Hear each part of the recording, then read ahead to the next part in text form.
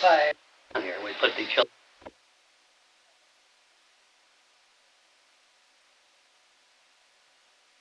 Just let me go outside and just work on it.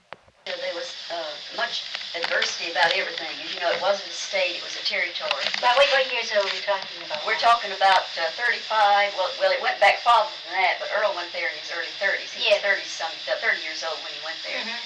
And so there was the mental health department was in terrible. There wasn't any mental health department. There was no health department. Everything was handled from Washington, D.C. And so when he went there, when he was a commissioner of health and started out all these things, a lot of things happened.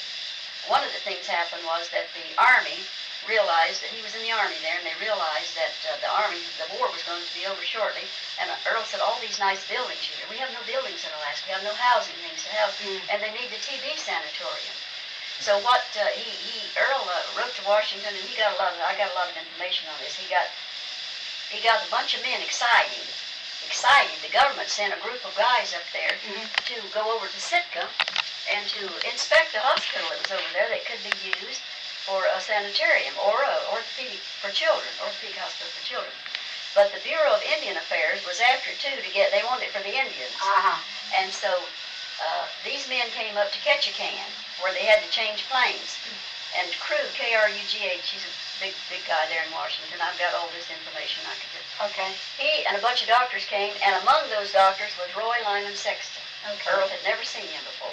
Well, Earl flew down to Ketchikan and accompanied them to Sitka to see this hospital. And they became acquainted, and Dr. Sexton was so impressed with Earl that he kept coming to Alaska to see him and everything, and they became lifelong friends, just like brothers, out of that one meeting.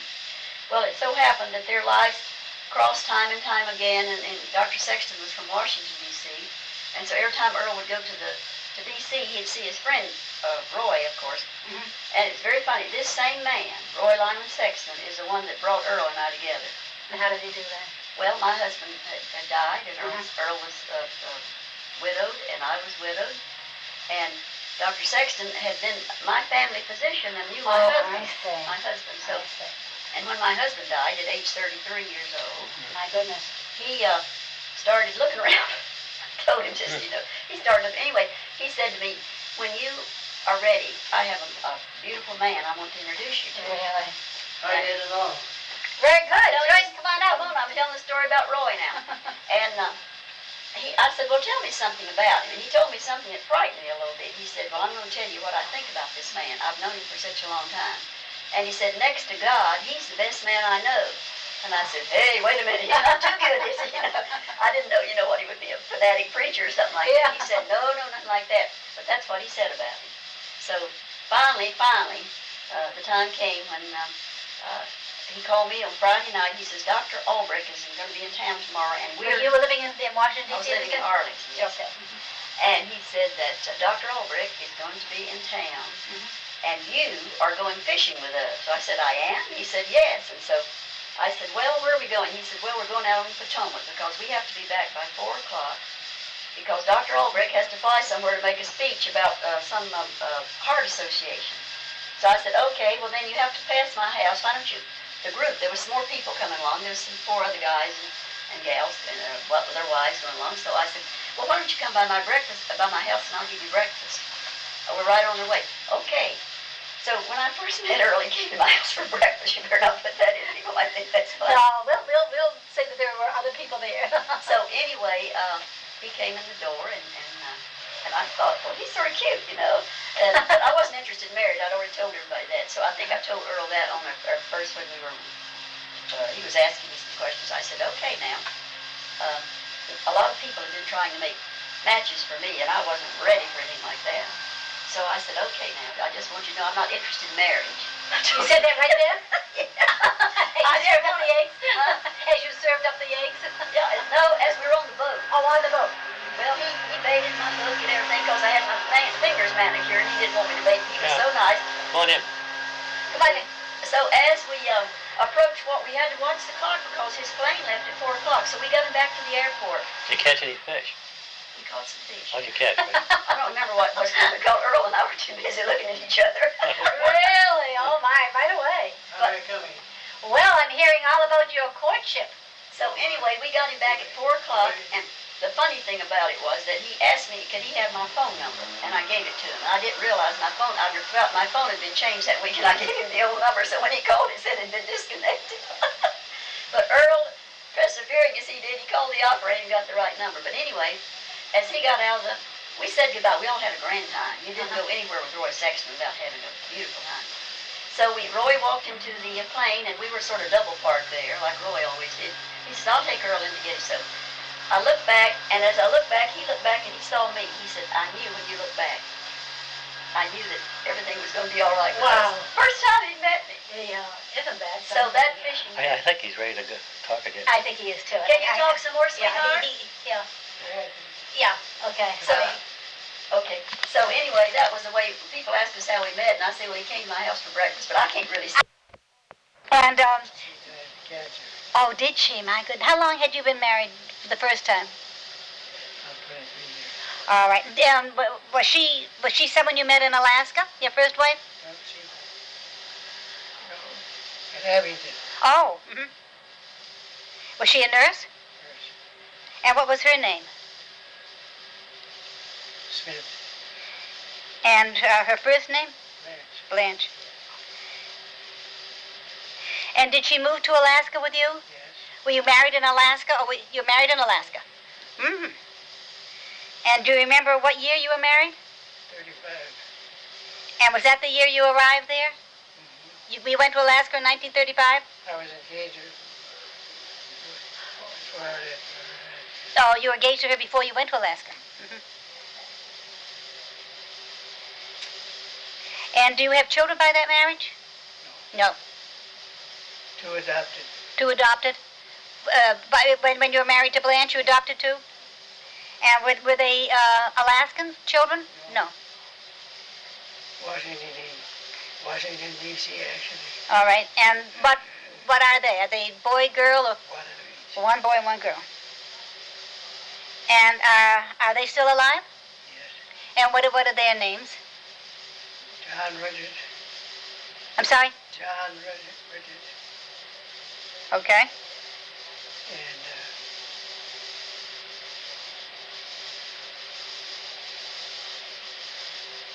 Jane. And Jane. Do they, and where do they live? Do they live around here? Jane is married to a Moravian minister Oh. who was a bishop in the church. Oh. They live in Wisconsin. I see. And he has a church. Oh. He has been made a bishop. Wonderful. And where does John live? John is in south of Philadelphia. Okay. Okay. When you went to Alaska, you went to work for the railroad? Yes, I did. Uh-huh. Only for about 3 weeks. Yeah. And was that because Dr. Romig brought you up there to do that? That's right. And he was at the hospital in, yes, uh-huh. And then you went out to the valley. Yes, I have that all written up. I can give it to you. Okay, that's wonderful. That's wonderful. Do you hear from any of those people that you treated when you went to the valley? Do you ever hear from them? Not lately. Mm-hmm. Margery Okay. All right. Uh-huh. What's the purpose of your interview?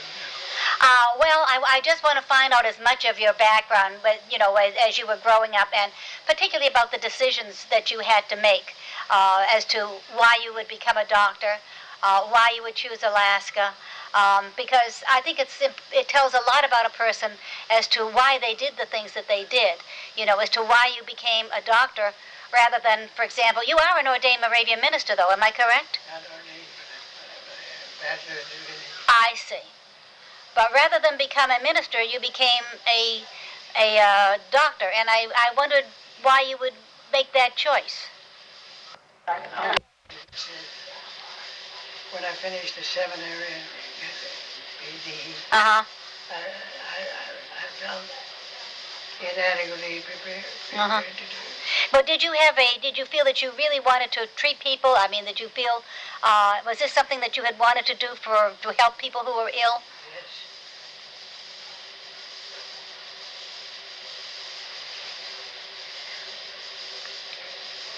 Because you were the first physician in your family, isn't that correct? Uh-huh.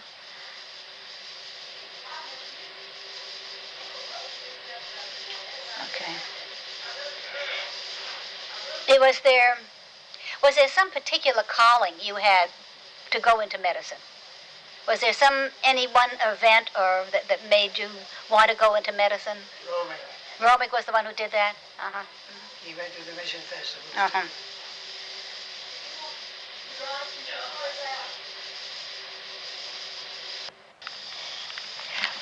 What would you like me to know about your arrival in Alaska? What did you think when you first came up there? How did you go? Did you have to, of course you had to go by boat, didn't you? I have that all written up. You have that all written up too? Okay, that'll save a lot. When you left Alaska, you went to Ohio, is that correct? Yes. Yeah. 2 years. For 2 years? And you worked as... How did you find that? That was in the archives. I read some material that was in the archives. Is there much there? Well, there's probably more. I was able to go in there and go through just 2 boxes that they had. But Margery says that they sent up, that she has sent up some more. Yeah. So when I go back, I'll find some more. I found material about your going to Ohio. And I would like to know more about what you did in Ohio, because all I know is that you went there. And then after that you went to Pennsylvania. But what did you in Ohio, you were dealing mainly with mental health, is that correct? I had Dr. John Porterfield. Okay. You were in Ohio for 2 years? Mm. All right.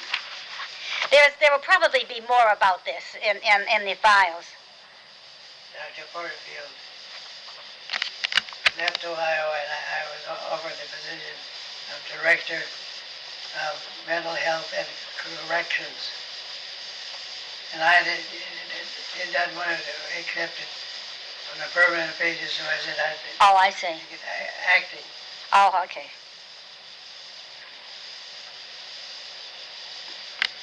And I was negotiating at that time with Pennsylvania. Oh, really? Uh-huh. And that's where I ended up.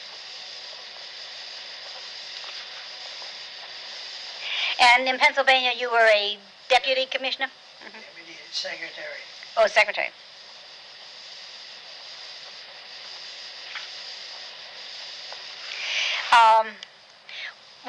When you said you were there for mental health, was that a particular interest of yours, mental health?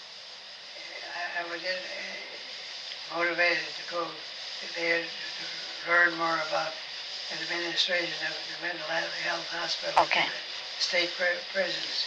And I wanted to go back to Alaska. Oh, did you? I wanted to, but I didn't. But you didn't. Because Pennsylvania came in. I see.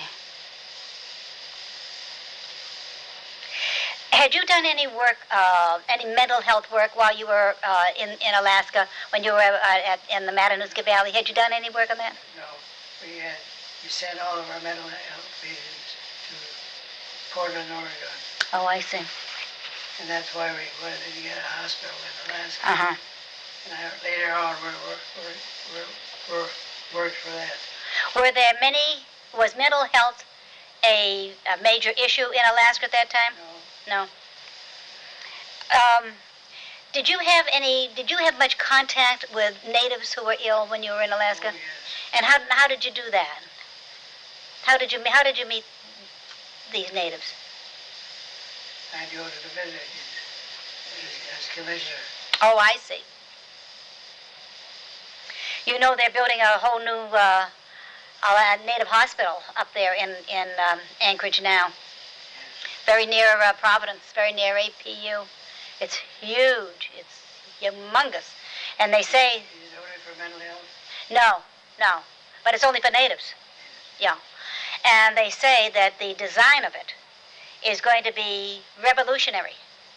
There's one problem that I can see and others see too, is that it's a very difficult place for people to get to.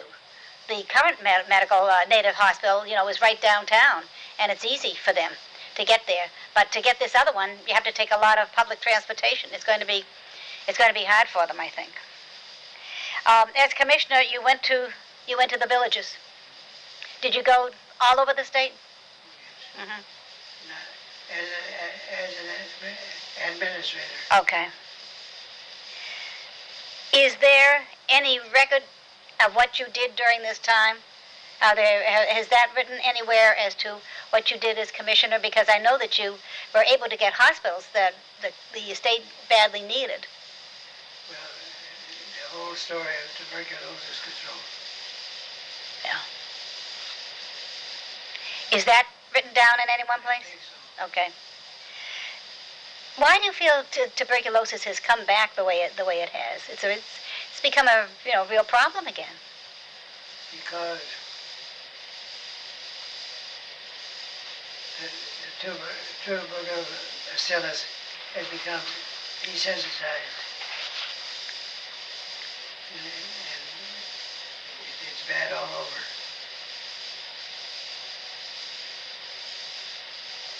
Was there the problem with alcohol in those days that we see up there now?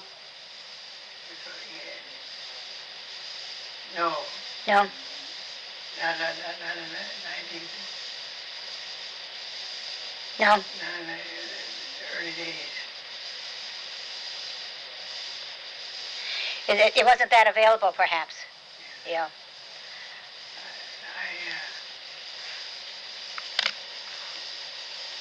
Later in my life, after I retired, I was hired as a consultant Okay. to do surveys of the villages of alcoholism. We have copies of that too. Good. Mm-hmm. How did you first get an idea that there was a problem, that there were similar health problems in the circumpolar region? How did you first come to suspect that? When I was Commissioner of Health, Uh-huh. the Surgeon General of the U.S. had annual meetings of all the commissioners and directors of the United States, and particularly Canadians. I see. I learned from them that I see. they had the same problems we did. I see. And I met some of the men from Denmark, and they did too. So I said, let's get together all together and see how we can exchange ideas. And Did Russia become a part of that at this time too? they were invited at They that were. time. Mm-hmm. And one Russian came to the meeting One. in Fairbanks.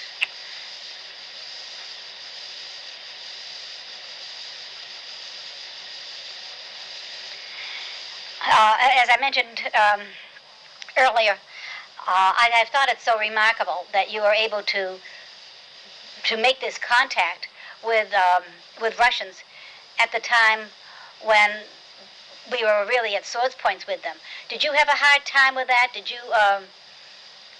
Was this a problem for you? Was the Cold War a problem for you in trying to develop this? Really? No. Excuse me. Sure. Mm-hmm.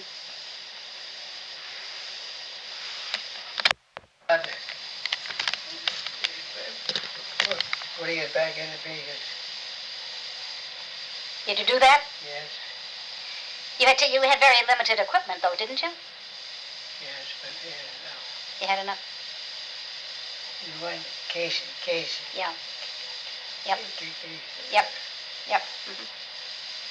Anything that will tell me about people, because that is what really makes a story. That's what makes a life. is your relationship with people, what you did with people, how you felt about people, how they felt about you. I've read some of that. There's some of that in the files, but I can use as much as you can give me. We had our problems, competition, and... Yep. Your days as a commissioner, for example, did you like being commissioner? Yes. Did you? Why did you like it? What was good about it? The opportunity to build a health department. I see. Was there no health department before that? Yes. Only no, there was not a department. No. Not until 45. Mansion. And did you start it? Well, Alaska legislature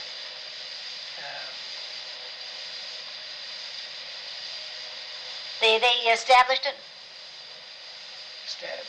passed a law Okay. establishing the position of the Commissioner of Health. I see. And there's a lot of correspondence about supporting me to getting the appointment. Was this when Gruening was in... President, governor. When he was governor? You and he were good friends, weren't you? Yes, he appointed me. He appointed him. And we had our ups and downs and opposition and all kinds of things. Oh, really? Lots of opposition? Why would there be opposition? Well, I don't mean that. In any organization, there is differences of opinion. Sure. We had that too. Mm-hmm. But I worked to get a good staff. Uh-huh.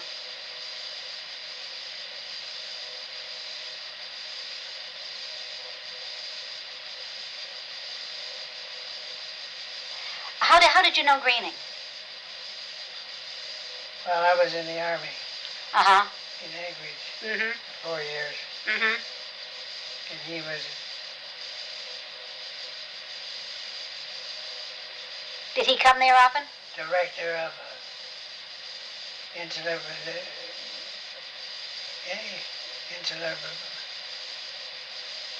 can't see. That's all right. Did And he... he knew about my administrative work in the Army, Okay. and we can send you letters of support for me. Well, would you call him a personal friend? Oh, yes. Yes. very close friends. How did that friendship develop? In other words, this wasn't just a case of his being an administrator and your being an administration. It was that you were also very close friends. He's a medical doctor. He's a man. That's true. He was. Uh-huh. Mm-hmm. Did he come to the hospital at the Army hospital often? When you were there? Weren't you at the hospital at Elmendorf? Yeah. Uh-huh. Did he visit there? Yes. Mm-hmm.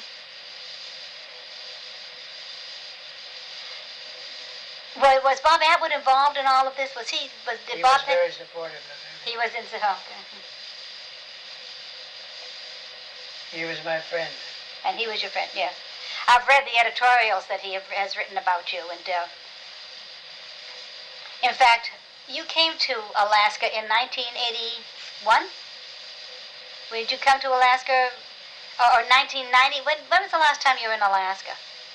3 years ago. Yeah, well, you see, we were there then, and we were supposed to have come to a reception they had for you, and I don't know, the information just didn't get to us, and so we never did meet you, but we had wanted to, because we had known of your work in Alaska, and of course we had the Bethlehem connection too.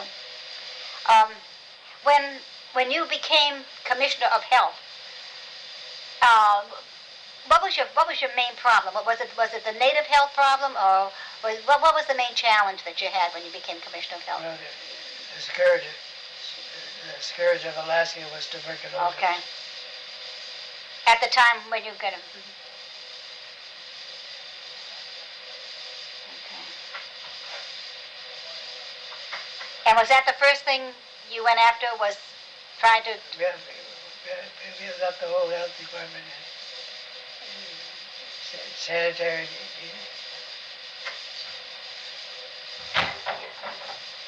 Okay. Well, here we How are. did you people make out? Oh, we made it good. Good. Very good. We're gonna put her to work on her. Oh, that's wonderful. I think Dr. Albrecht said just about enough. He's Alaska. Is that on?